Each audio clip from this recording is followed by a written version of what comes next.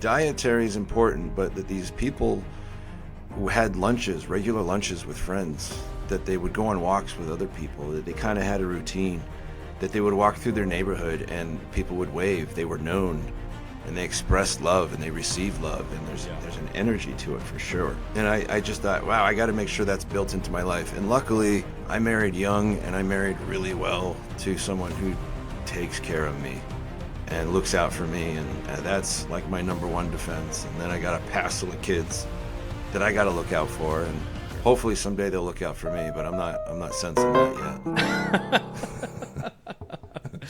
Hello, and welcome to Legends of Longevity with me, Joseph Ence. I'm your host, and I'm thrilled to have you join me on this journey towards living a longer, stronger, more vibrant life. The podcast is about uncovering the secrets to longevity, things your doctor does not tell you, whether it's groundbreaking advancements in heart health, lifestyle tips to keep you thriving, or inspired stories of people who've defied the odds.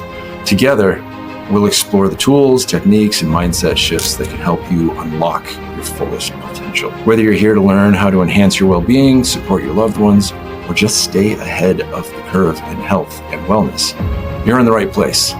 Let's empower each other to not only live longer, but live stronger. This is Joe with Legends of Longevity, talking about the latest in longevity, the business, the doctors, the science, and everything around it. Today we're talking with Tyler Jorgenson. He's had a media empire for 15 years. He's been in the industry. He knows a lot of people, and he's got a lot of experience. And I'm finding that people can't purchase, they can't improve if they don't know about it. So here's some tips and tricks, and we're going to have a conversation about how to get your word out, how to have a clean narrative with data and science, and leave people satisfied. Welcome, Tyler. Thanks for having me out on the show. It's always fun to talk with you about the intersection of business and longevity. I think that it's interesting how longevity isn't just health, right? Longevity is business. If your business isn't healthy, it's not going to last either. And so I think we'll be able to have a good conversation around both of these things. I mean, I'm curious how you chose this as your path, right? You've got a background in business. You got an MBA even in business. How did you find yourself in the business of longevity? What led you here? When I was a teenager, I broke my sister's leg on the trampoline. And we go to the ER, and it was busy or something, and they put us in this back room with all this wicked cool equipment. This is in Massachusetts. And, kid, don't touch that. I fired it up. They had live x-ray you could put your hands in and see. Like, this is magic. This is stuff I saw in Star Trek. Why is this not being taught? Ultrasound, you can look under the skin in real time, see your vessel beating and flowing, and life, right? This is a whole other sense, and it's kept from us. So I had that experience, and that was strong. I graduated from college, got a degree in finance and marketing, and those were useless. Right? You get out, you're like, all right, I'm ready to make money. And all you know is a bunch of stories about marketing and how to look at a financial sheet, and time is money, right? But not how to help people. So answered an ad in the paper, need CEO, CFO, because, I graduated. I could do this. Anyway, I parlayed that into like an internship working for some guys that were hustling ultrasound. They were doing that diet drug fen-phen, sped up your heart. Yep. It caused damage in the heart valves, but there was a big lawsuit, and you needed to prove heart damage. So we ended up having a team of teenagers, young 20s, driving around with an Astro minivan, and they had a ultrasound machine the size of a fridge, and you'd load that thing up, drive to the next city, scan a bunch of people, load it up, go to the next city, and scan, like, for months. And these kids made really good money, and we thought, oh, this is cool, right? I dig this. And then that was ending, and we're thinking, what's next? And it was carotid IMT. There's a measurement in the body that they've used in research for decades carotid intima media thickness. And Jet Propulsion Labs at NASA back in the day figured out there's a correlation. Hey, when this is thick, they're not so healthy. And ultrasound tech improved, and research studies started popping out. The pharmaceutical companies needed to validate if their drugs were working. And the way to do that is to look at the arteries. They get thicker, not working. Holding steady or thinner, it's working. And so all the statin drugs were using this. Lipitor, Crestor, Rasuva, they all have validation studies.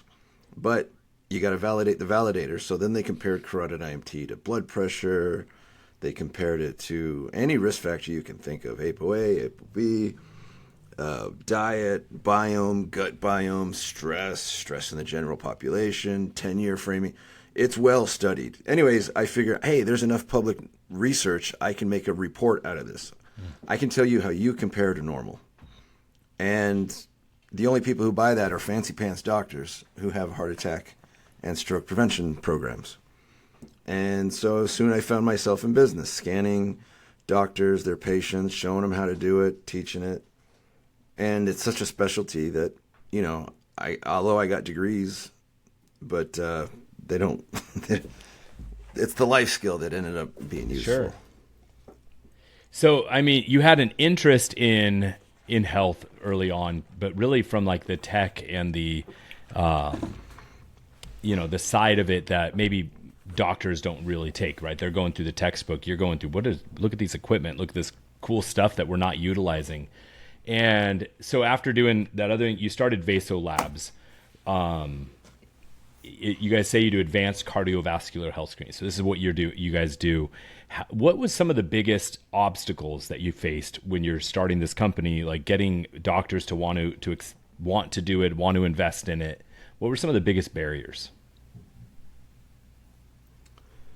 The biggest barriers is, all right, so kind of continue the story because it fits.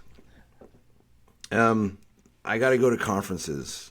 This is where all the doctors get together to talk about it, kind of share information, make sure we're on the same page. And you find out who's who, sitting in the room, seeing who talks, whatever. And I watch the presentations, advanced cholesterol stuff, advanced red flag awareness, and just, to the point where these doctors are telling a patient to suck on a statin for 20 minutes a week and then measuring their blood labs on that. Like, these are hardcore guys that really want to solve the problem. And I'm watching, and these are the kind of guys that order tests like mine. They're the thorough guys who've got the time and money and patience. And so watching that, I kind of figured out that offering it to these people was great, and I'm learning a lot, but it wasn't relevant to me because I didn't have any plaque. I'm not at risk for heart attack or stroke. No big deal. Sure. So one day I'm scanning myself, calibrating a probe, kind of figuring out, and I saw some plaque in my artery. Well, that changes things. Yeah. All of the academic became real. What did they say about cholesterol? About pulling my records? Because a plaque in your artery is like a pregnancy test. It's only going to grow. It's only going to get more until you change the habit or change the lifestyle. So now I'm into longevity. How do I get rid of this plaque? How do I help take care of things? How do I change my diet? What do I need to do to change my diet? Yeah. And this falls right in line with the research. Like, there was a research study, the Visa study, where they showed patients their arteries, and then they went through the images with them and said, hey, this is normal. This is not normal. This is where you are. These fatty streaks may mean that your diet's garbage, or these plaques may mean you got a weird cholesterol variant like LP little a or ApoB. And all of that became real. So, and I realized something a long time ago. I was up in Idaho with my, I had a kid with me, and I had to go to the bank, and the kid doesn't drive. He doesn't know how to go to the bank. But he lived in town, so I assumed he knew how to get. But if you're not paying attention on how you get somewhere, if you're not driving, you just don't pay it. And that happened to me. All of that academic of going to the conferences was academic until I saw a plaque, and I'm like, okay, what do I got to do? So I know the supplements. I know niacin's really good for you. But the medical pharma, the paid professional speakers, that's not on patent anymore. So nobody wants to push it. But it's still such a great. It's vitamin B3. It's as natural to the earth. And I decided I want to go as naturally as I could. So talking about the foods, talking about how you get there, what exercises. But the fact that these patients saw their own plaque and disease changed their behavior. On average, they reduced their risk by 50% of a heart attack and stroke. Some people got a dog to walk. Some people changed their diet. Some people brought more social into their lives, which is very important. There's a lot to unpack there and I want to hit diet, supplementation, and the social, right? Like, so when you saw this and you realized, oh, I'm now not just someone who's interested in this, I'm somebody who's impacted by it. You realized it went from theoretical to practical and you had to make change. And again, the paid professionals out there are going to be pushing the things that they're paid to push.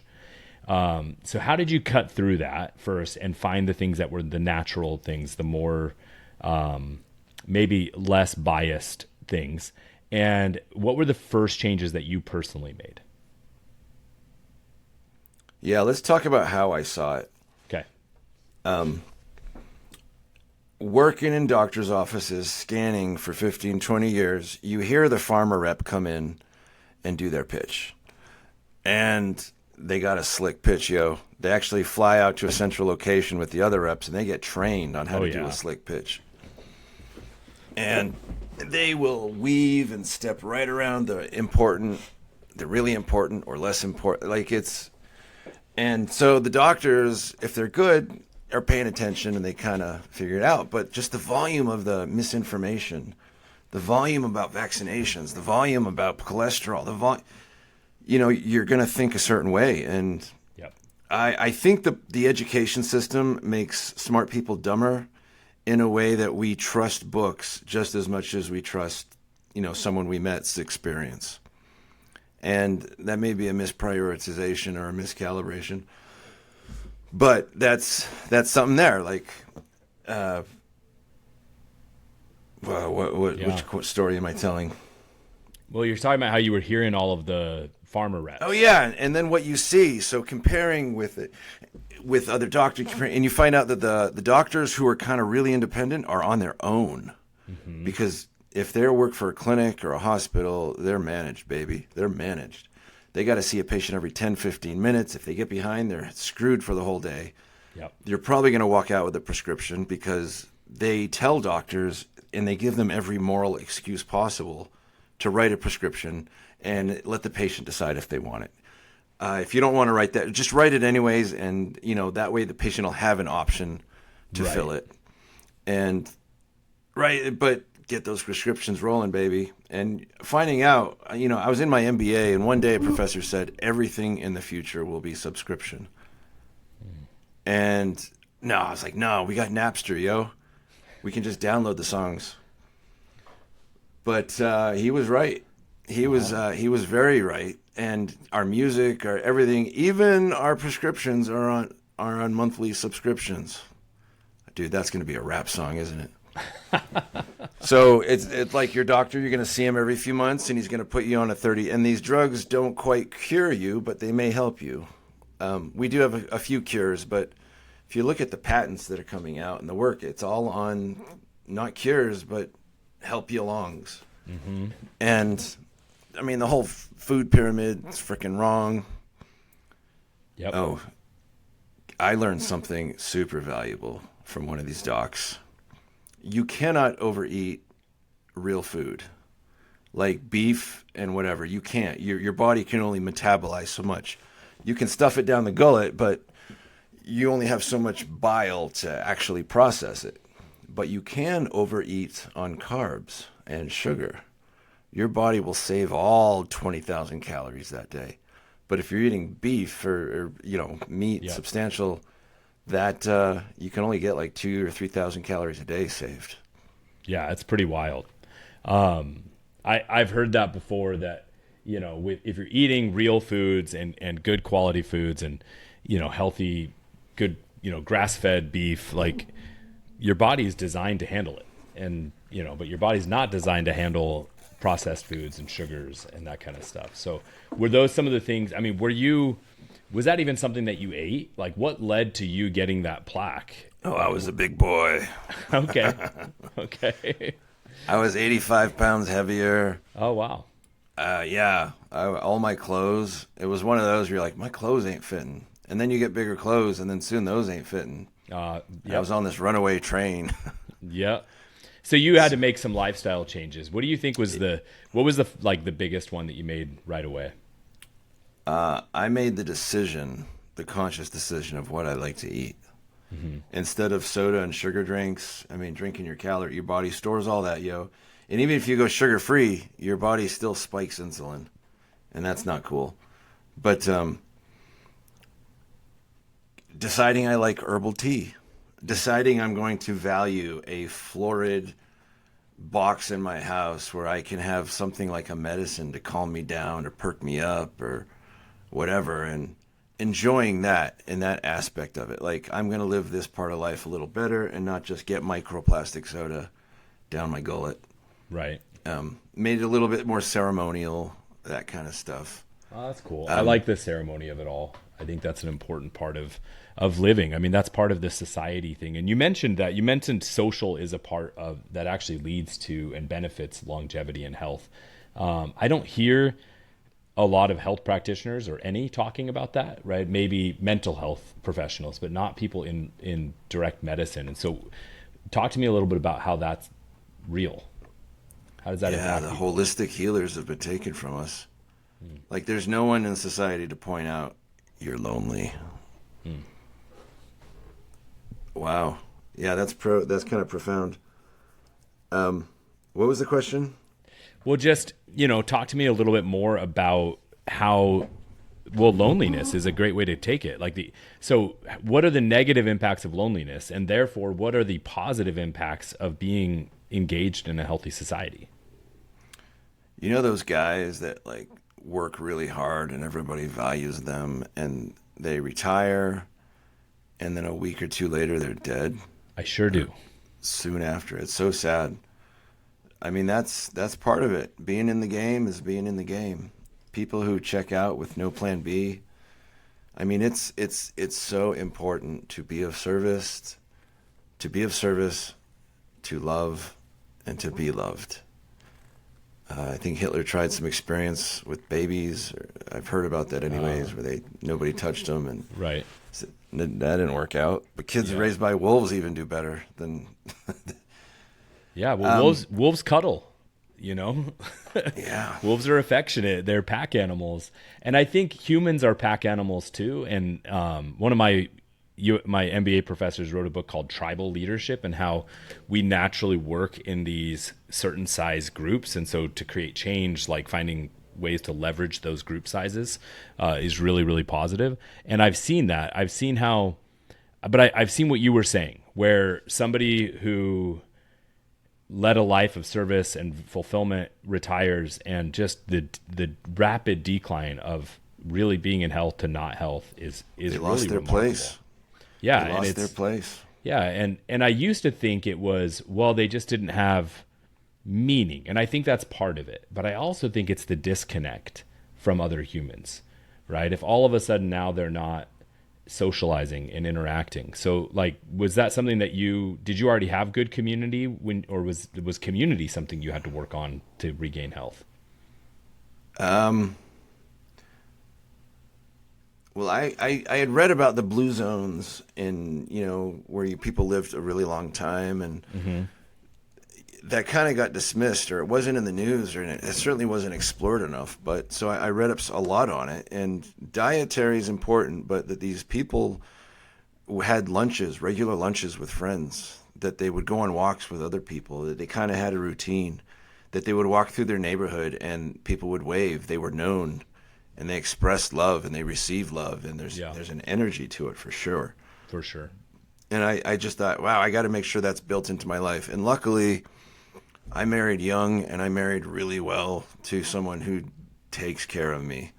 and looks out for me, and that's like my number one defense. And then I got a passel of kids that I got to look out for, and Sure. hopefully someday they'll look out for me. But I'm not sensing that yet. That's a joke. I got great kids. Yeah, but that's okay. It's not that season of life yet, right? So when you get to it, hopefully they'll step up, and I'm sure they will. Yeah, they'll wipe my diaper. Yeah. What? So I mean, this is stuff that has really impacted. Oh no! What Yeah. I definitely wanted to say about that Yeah, let's was hear it. church. The old ways are important. That you eat super salad before you eat the meal blunts your insulin.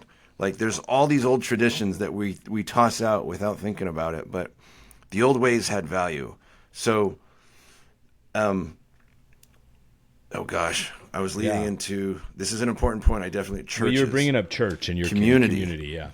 Yeah, there is a value. You need to be part of a tribe that's a couple hundred people strong, where they're looking out for your kids as much as you're looking out for their kids.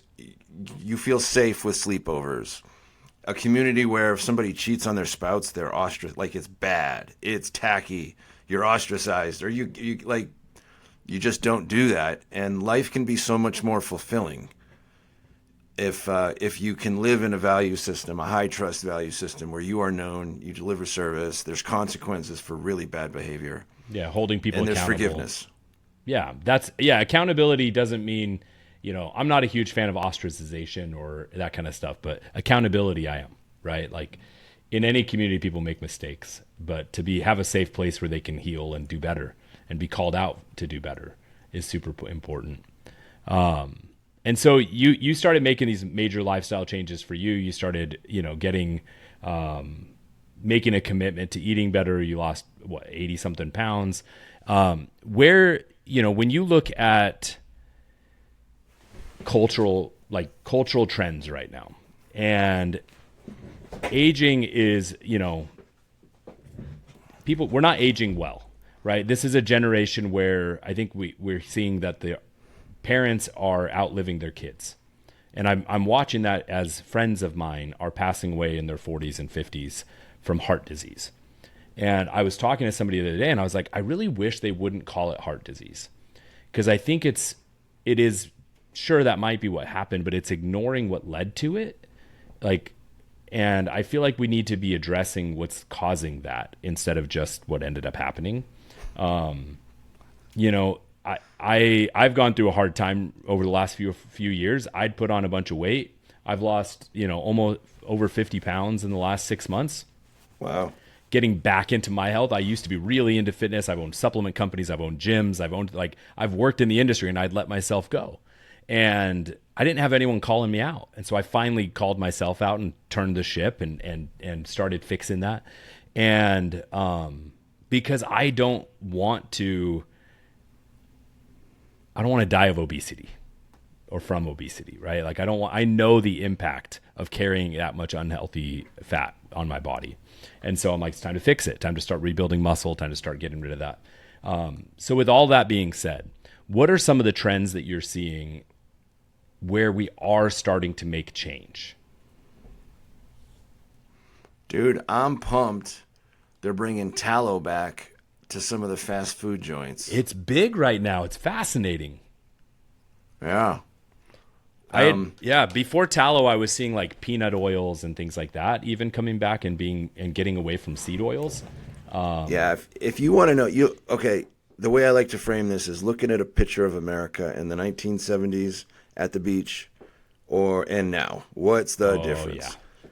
I'll tell you what the difference is corn syrup was industrialized. It was a specialty item before, but all the soda pops, everything's just corn syrup, and your body does not love that. It stores it, it breaks it apart. It's just so many more calories in a smaller package, and those calories stick, man. They store easily, and they're hard to burn.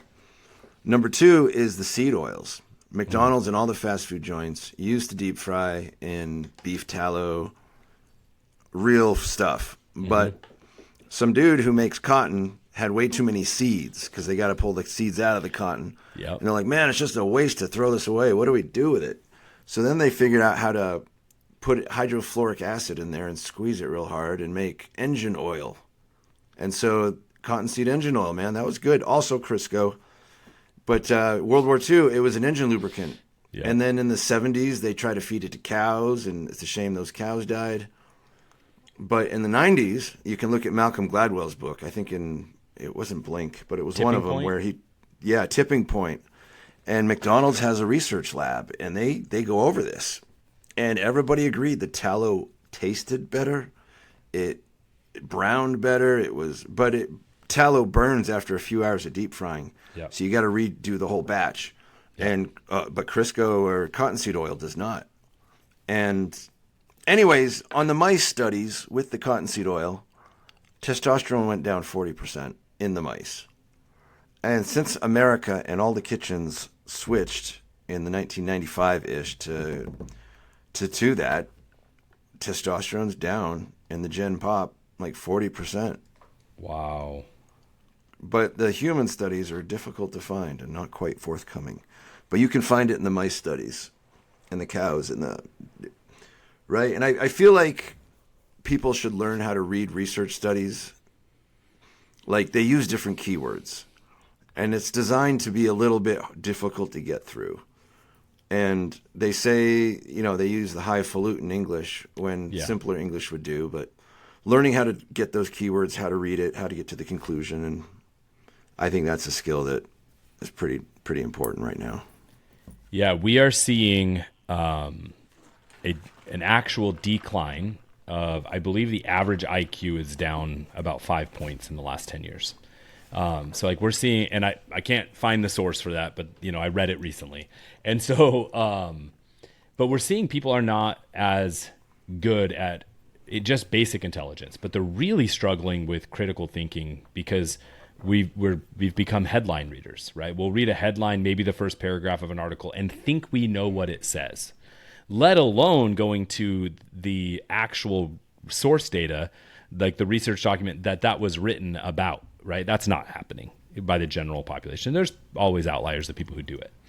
And so I do think that the only way for us to really regain health and control over these things is for more of the general population to become passionate about data, about about the understanding the information. But it is overwhelming, right? They have to do this. They have to break through all of the misinformation on finance. They have to break through all the misinformation on education systems, on health. Like, it's every single piece of their life. There's misinformation in their face 24/7. So you decided health is the thing you're focused on, right? This is the thing you're passionate about. What is one thing that you wish the general population just knew about health? Like something that this is something that I wish you would all change or know today.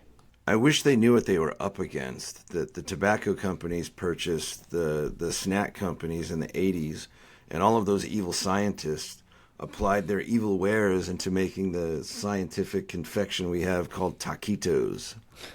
Like, there's nothing natural about them. They're 400 ingredients. And, like, if everybody could be aware of what they're really eating, are you really eating like your grandfather? Or are you eating a Chick-fil-A sandwich that has way more ingredients and makes my brain think of it for days after because it's so good?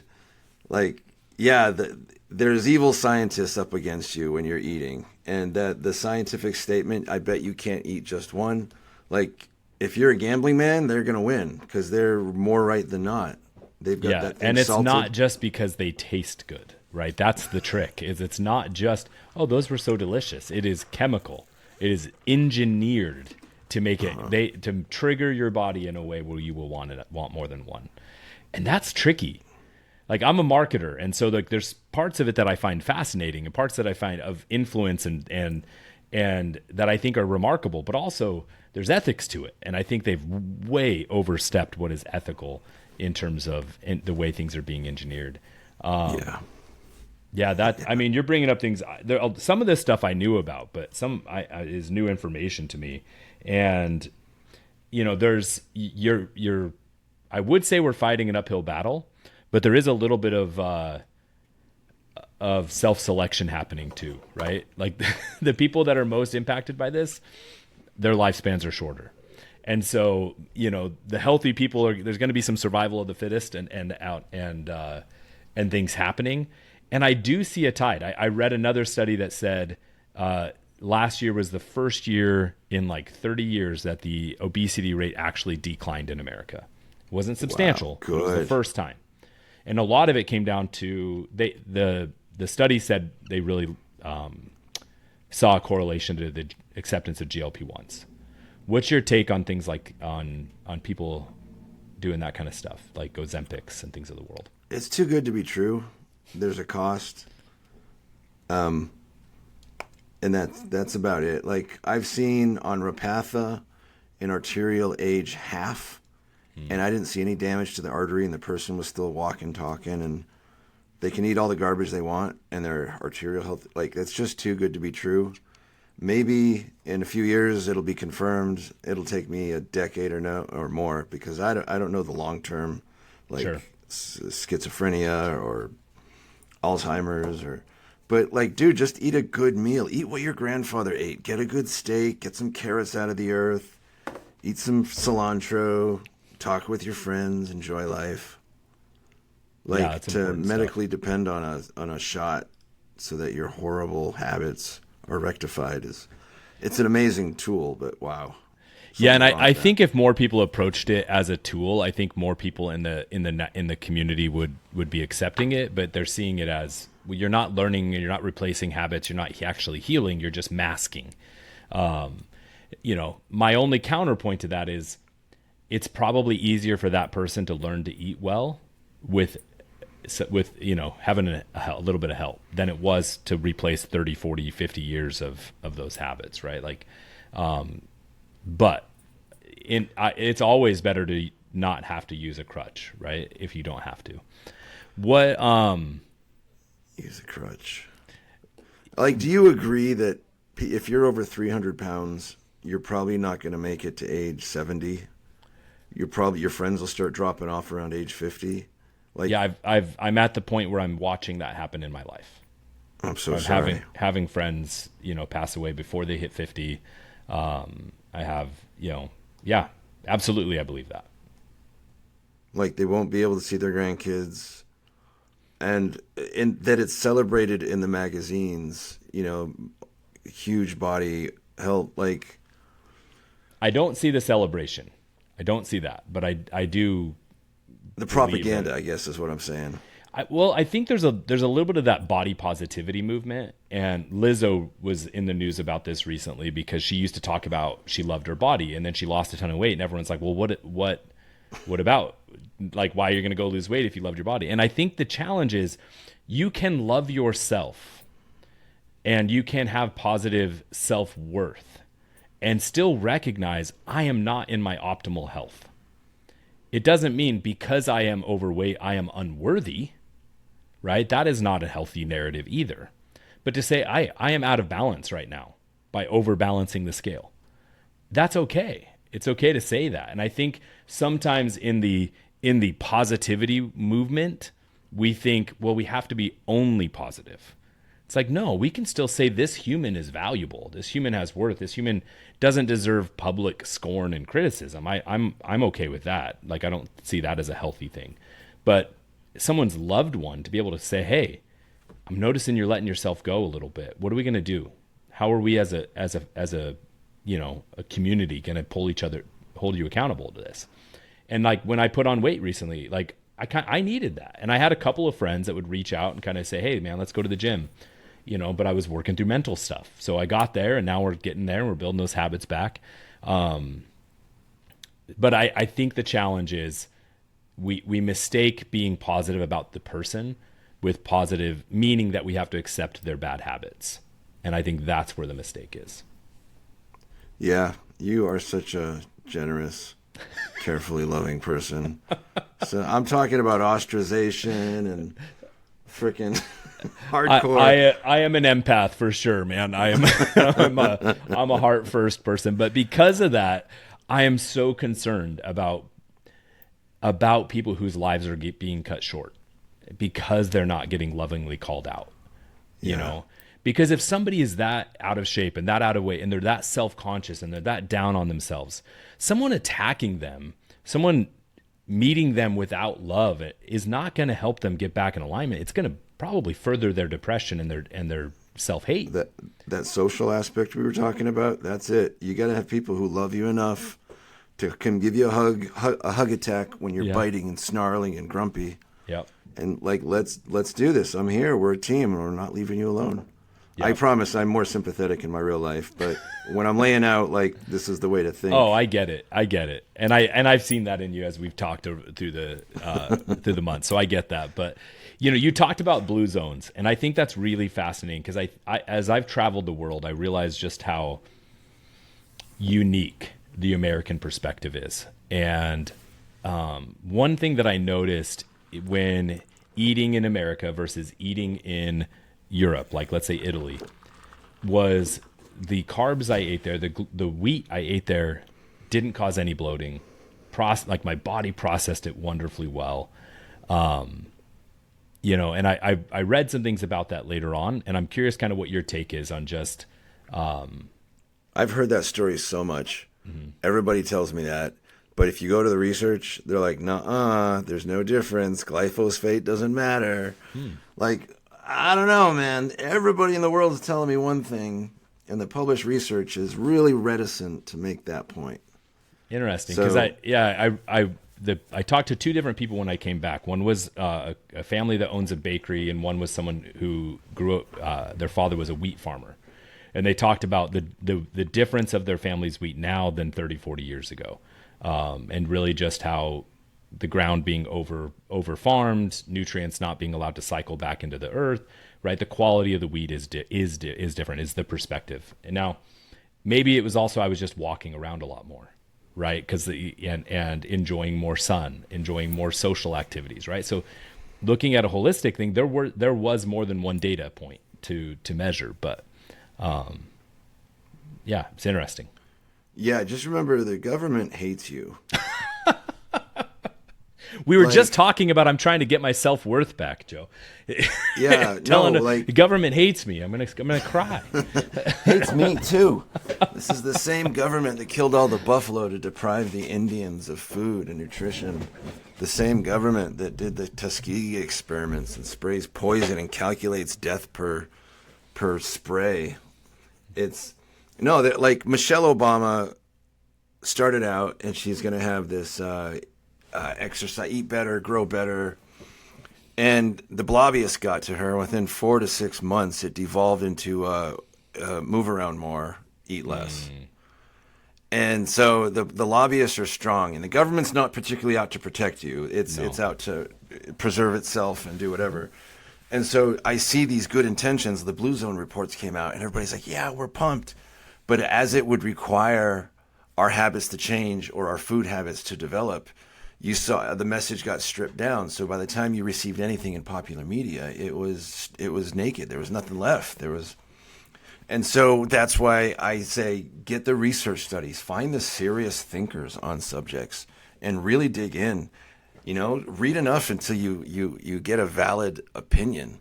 Because when you start out on any new skill, you don't know what you're talking about. Right. You're unconsciously incompetent. Yes. And as you get better, you realize, there's a lot more to learn. And then you're consciously incompetent. And then you start mastering stuff and you're getting better and you got to work at it. But so you're consciously competent. You can work at it. You can do it. And then when you're mastered it, baby, and you're like, I don't even see seed oils in this restaurant. And the corn syrup just slides off me. Then you're unconsciously competent and you're eating your grandfather's diet. You're working in pickled foods into your diet. You're close to the earth. You probably know the name of the animal that you're eating. Yeah. If you look at the blue zones, I mean, you're obviously you believe there's some validity in those studies, and so that's what I'm picking up at least. What is one thing from what the blue zones that you wish people would apply into their lives right now? There's magic in vinegar and fermented foods. And there's magic in mushrooms. And if you can weave those back into your life, you'll be a bit happier. I'm just gonna pickle mushrooms and try to double it up. Like, whoa, I didn't even do that. I love Like, chatting. I love chatting with you, man. I love the perspectives you have on all this. What, as you're working and doing this Legends of Longevity podcast, and you're meeting all these other people, and you're still going out to conferences and things. Who are some people that you'd really love to connect with that you haven't been able to cross paths with yet? you asked me that question a couple months ago, and I've got it scheduled with Ben Greenfield. We're locking that up. We're going to record in June. Awesome. I saw Dave Asprey last week, the Bulletproof Coffee guy, Uh-huh. and we're setting something up. And now I think I just want to start talking to like YPO and Tiger 21 and R360, their chapter presidents. Because if I can scan people, it's an awareness thing now. Mm-hmm. If I can get out and demo and scan and show people the power of looking at a live beating artery and saying, this is yours. This is how healthy it is. I'll give you some perspective. This is your journey, and I'm just the waypoint, and I'm here to help. I want to talk to those people on how to get this message out. I also would love to make it so we can give this away. Like, every doctor has an ultrasound probe in his office, and every visit you get to spend a few minutes looking at your artery, understanding it, and you don't even have to purchase a report. Like, that's totally free once you purchase it. But that understanding and that awareness, that context, that experience changes the decisions you make. So I wish people would realize that the experiences you cultivate, things happen to you, but you also do things that you want to do. That defines who you are. A lot of people say you have no free choice, but what you insistently desire is what you will become. That's a really good quote. I want to unpack that last thing you said, and then I want you to wrap us up. But you said you want to be able to give this away. What has to happen for you to be able to do that?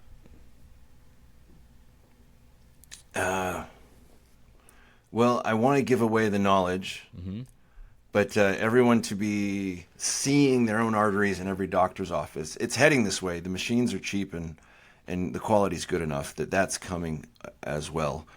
And I think this vision will achieve, it'll happen at some point where most everybody in every doctor's visit, the ultrasound will be like the stethoscope. It's something you can look at and use. The AI is going to get better. My final form fantasy is going to be that I can digitize every organ in your body and give you a report on it of how you compare and what you could work on, some AI suggestions, maybe foods to optimize that organ. And then let you and your doctor figure out the holistic, how does that fit into your whole body? Do you need to stretch this organ? Do you need to eat better food, sleep better, whatever? Yeah. That That would be too cool. Total transparency with you and your health. And everybody can make their own decisions. But if you weigh a lot, if it's hard on your body. And that's the number one thing. But there's so many other problems that all can be worked on. Well, I love that idea. As I'm, getting older and realizing that you can't halfway do this anymore. You have to take it more seriously. And if you want to live a long and vibrant life like I do, and I love that idea, being able to see, hey, here's the whole report. I remember the first time I got back into shape, I wanted to go get like a DEXA scan and be able to see, okay, what do I need to be working on? But like you said, we're getting more data and better information and faster speed of information. I love the idea of that just being a part of a typical doctor's visit, right? Just, hey, here's your layout. Here's what's going on.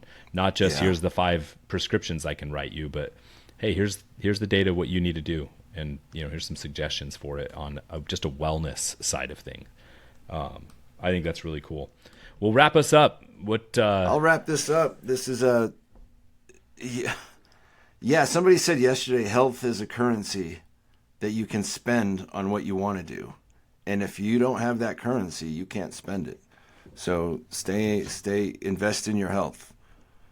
This has been another excellent interview by me here at Vasolabs. No, thank you, Tyler, coming and hanging out, talking over the science and the longevity. And there's so many things you can do, and there's groups to join. And be mindful, be thoughtful, and you are. But thanks for coming. Yeah, absolutely. My pleasure. All right. Have a good day.